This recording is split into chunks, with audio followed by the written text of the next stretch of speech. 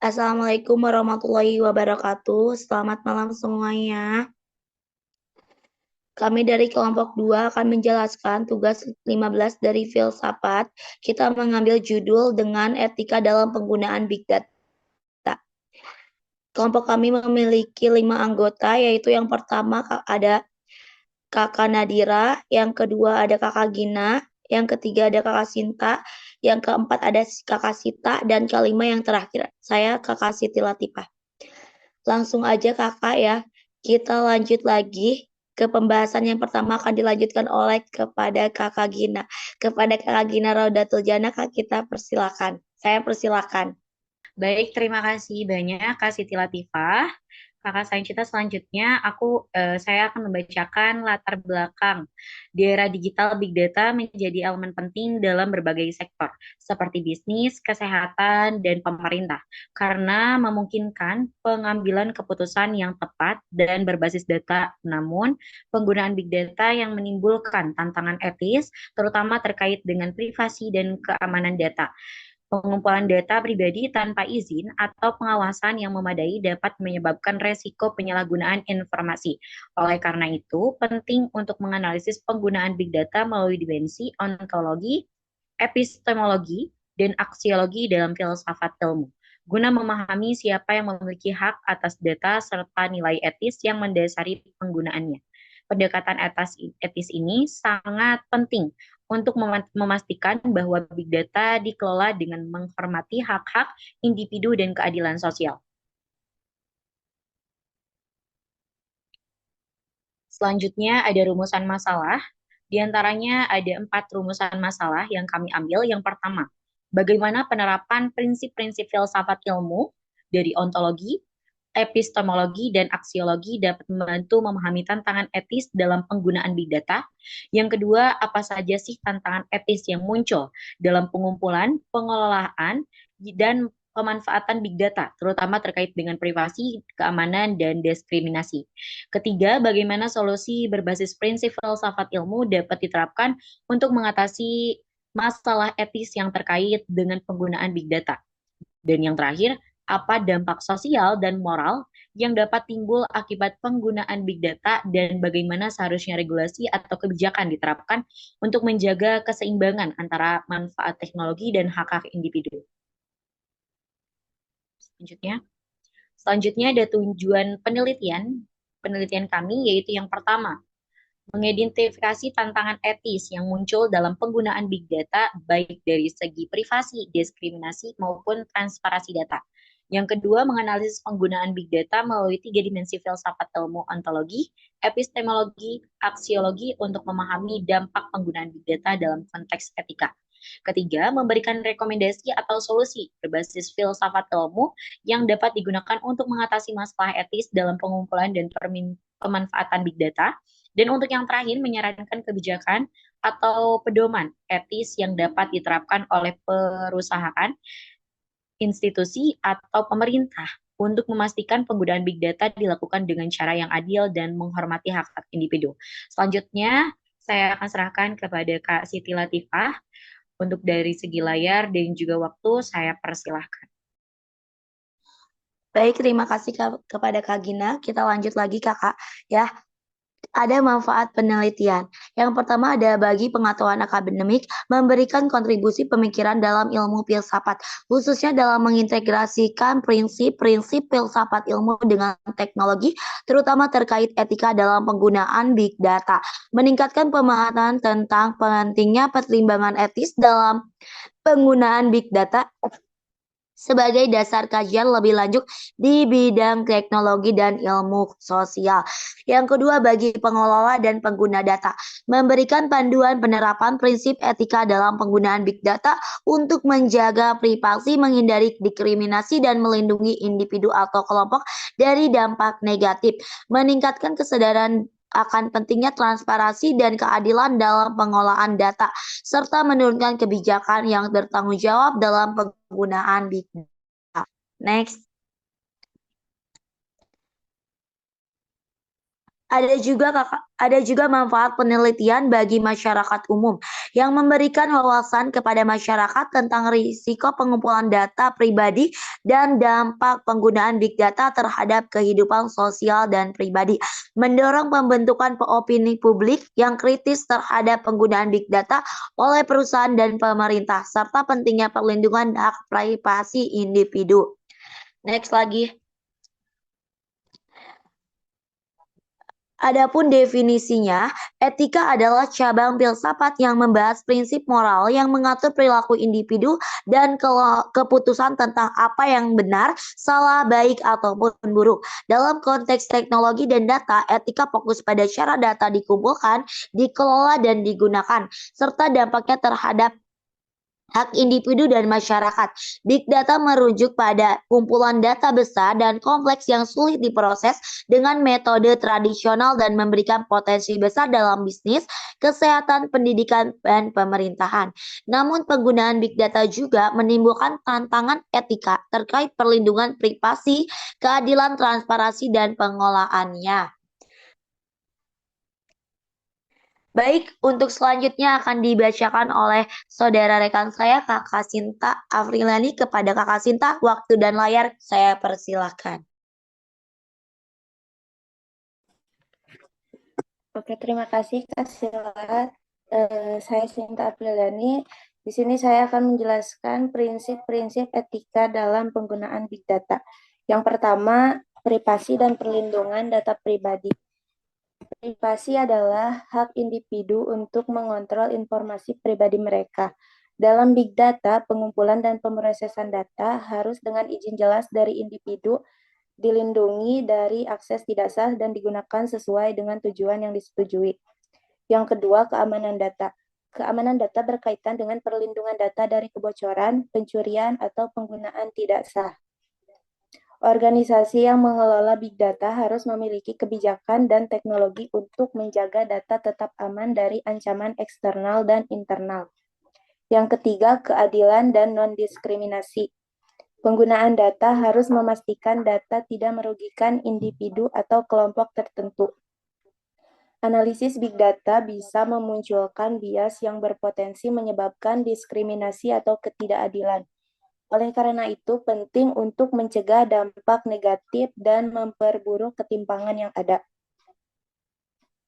Selanjutnya, yang keempat ada transparansi. Transparansi dalam penggunaan big data mengharuskan pengumpul dan pengelola data memberi informasi jelas tentang cara pengumpulan, pemrosesan, dan penggunaan data. Individu pun harus tahu tujuan penggunaan data mereka dan memiliki hak untuk mengakses serta mengontrol informasi terkait data tersebut. Yang kelima, tanggung jawab. Setiap pihak yang terlibat dalam big data harus bertanggung jawab atas keputusan dan tindakan yang diambil berdasarkan data tersebut. Keputusan harus mempertimbangkan dampaknya terhadap individu, kelompok, dan masyarakat secara keseluruhan. Selanjutnya ada tantangan dalam penggunaan big data. Yang pertama, pelanggaran privasi. Masalah utama dalam penggunaan big data adalah pelanggaran privasi individu, yaitu pengumpulan data pribadi yang besar dapat membuat individu kehilangan kontrol atas informasi mereka dan jika tidak dilindungi dengan baik dapat menyebabkan kebocoran data sensitif. Yang kedua, bias dan diskriminasi. Penggunaan algoritma dalam analisis big data dapat menimbulkan bias yang tidak disadari, baik dalam pengumpulan maupun analisis data. Bias ini beresiko menghasilkan keputusan yang tidak adil atau diskriminatif, seperti dalam pemberian pinjaman, perekrutan, atau penentuan harga. Selanjutnya, yang ketiga ada eksploitasi data, yaitu banyak organisasi dan perusahaan mengumpulkan data untuk keuntungan komersial, seperti memanipulasi perilaku konsumen atau memasarkan produk secara manipulatif, yang dapat dianggap sebagai eksploitasi karena mengabaikan hak individu.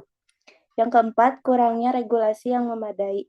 Salah satu tantangan utama dalam penggunaan big data adalah kurangnya regulasi yang memadai yang jelas serta penggunaannya seringkali lebih cepat daripada kebijakan yang ada dan membuka potensi penyalahgunaan. Selanjutnya, saya serahkan kembali kepada Teh Silat.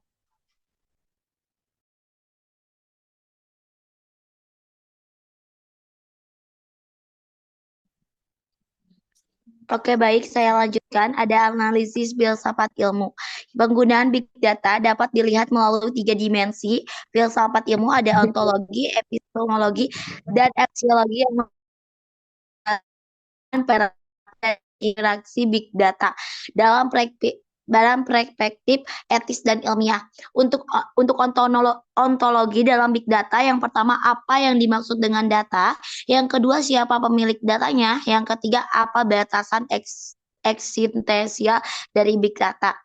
Yang epistemologi dalam big data, yang pertama, bagaimana validasi data dipastikan? Yang kedua, ada dampak epistemik dari batas dalam data. Yang ketiga, ada aksiologi dalam big data, atau bagaimana nilai etis diterapkan dalam pengolahan data, bagaimana regulasi dapat mengatur penggunaan data secara etis. Selanjutnya saya akan serahkan kepada rekan teman saya, Kakak Sita Nurbaiti. Kepada Kakak Sita Nurbaiti, waktu dan layar saya persilakan.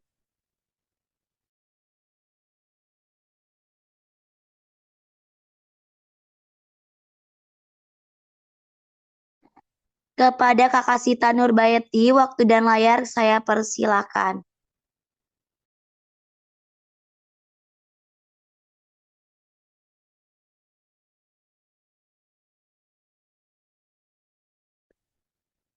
Langsung aja. Baik, terima kasih kepada Teh Siti Latifah. Yang selanjutnya adalah tantangan filosofis dan etis. Yang pertama, privasi dan keamanan data. Privasi dan keamanan data menjadi tantangan utama dalam big data dengan pengumpulan data tanpa persetujuan yang mengancam privasi serta resiko pencurian data dan serangan cyber. Pertanyaannya, sejauh mana privasi individu harus dilindungi dan bagaimana mengimbangi keperlindungan individu dan masyarakat. Yang kedua, ada algoritma bias.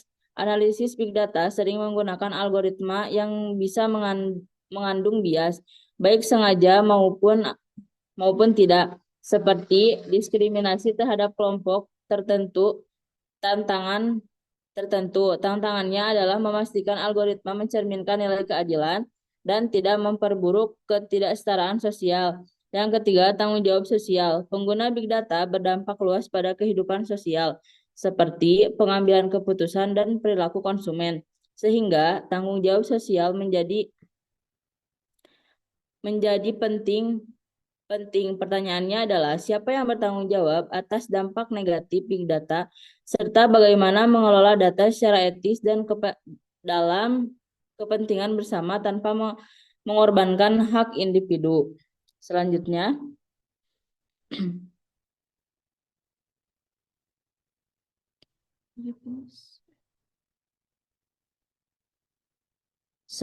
ada rekomendasi. Yang pertama, meningkatkan kesadaran etis. Organisasi, perusahaan, dan masyarakat perlu meningkatkan pemahaman etika dalam pengelolaan data dengan memperkenalkan prinsip-prinsip etika seperti privasi, keadilan, dan transparansi di berbagai tingkat dari akademik hingga profesional. Yang kedua, implementasi kebijakan privasi yang ketat.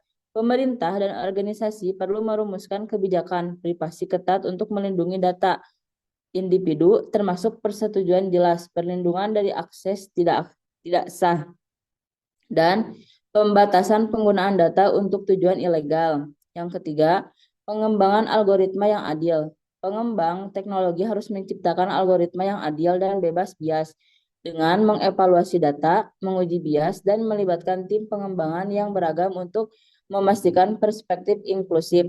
Yang keempat, transparansi dalam proses pengembangan. Transparansi harus menjadi prinsip dasar dalam big data. Dengan organisasi menginformasikan cara data dikumpulkan, diolah, dan digunakan, serta memberikan individu hak untuk mengakses dan mengontrol data pribadi mereka.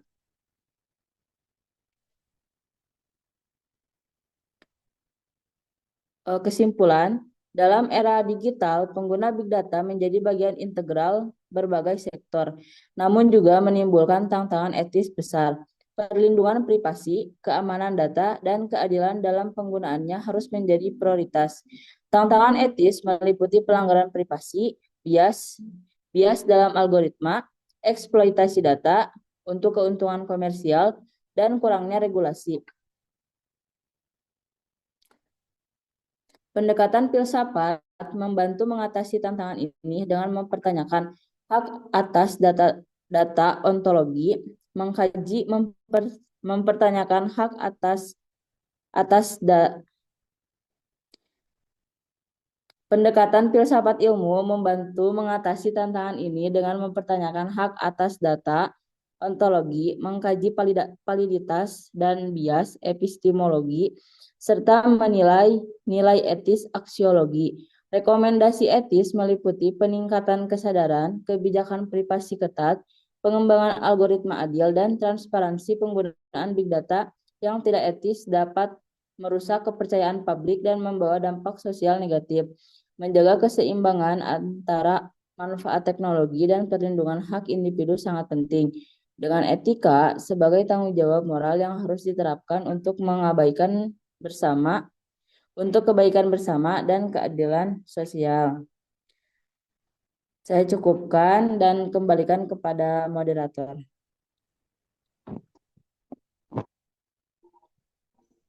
Baik, terima kasih atas penjelasannya. Mungkin cukup sekian dari kelompok 2. Mohon maaf bila ada kesalahan kata maupun perbuatan. Saya akhiri dengan ucapan salam. Assalamualaikum warahmatullahi wabarakatuh.